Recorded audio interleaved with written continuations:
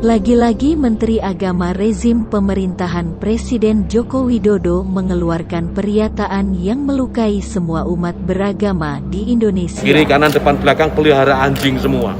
Itu bukan lagi syiar, tapi menjadi gangguan buat sekitarnya.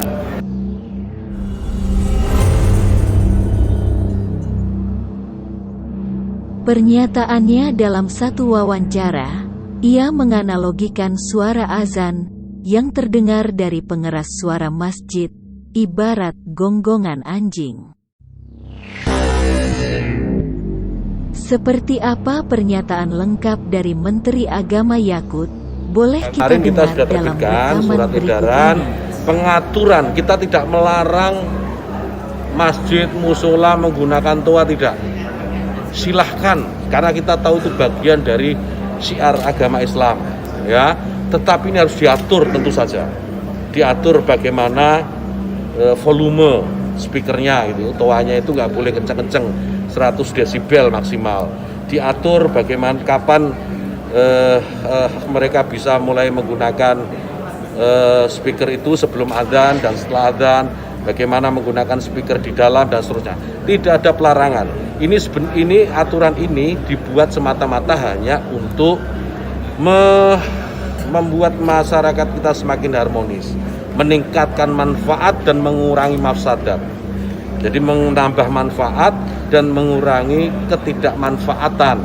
Karena kita tahu, misalnya ya, kita tahu di daerah yang mayoritas muslim, hampir setiap 100 meter, 200 meter itu ada musola masjid. Ya, bayangkan kalau kemudian dalam waktu yang bersamaan mereka semua menyalakan toanya di atas, kayak apa? Tapi menjadi gangguan buat sekitarnya. Kita bayangkan lagi, kita ini muslim, saya ini muslim, saya hidup di lingkungan non muslim, ya. Kemudian rumah ibadah saudara-saudara kita non muslim itu bunyikan toa sehari 5 kali dengan kenceng-kenceng secara bersamaan, itu rasanya bagaimana? Yang paling sederhana lagi, tetangga kita ini kalau kita hidup dalam satu komplek itu misalnya menggonggong dalam waktu yang bersamaan, kita ini terganggu enggak?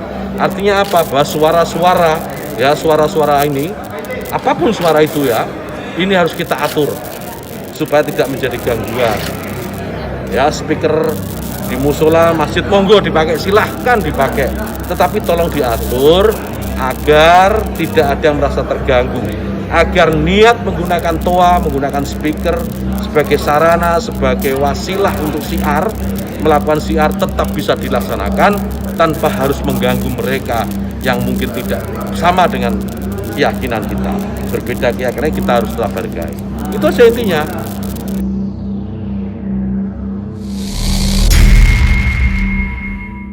Seperti itu pernyataan lengkap Menteri Agama Republik Indonesia.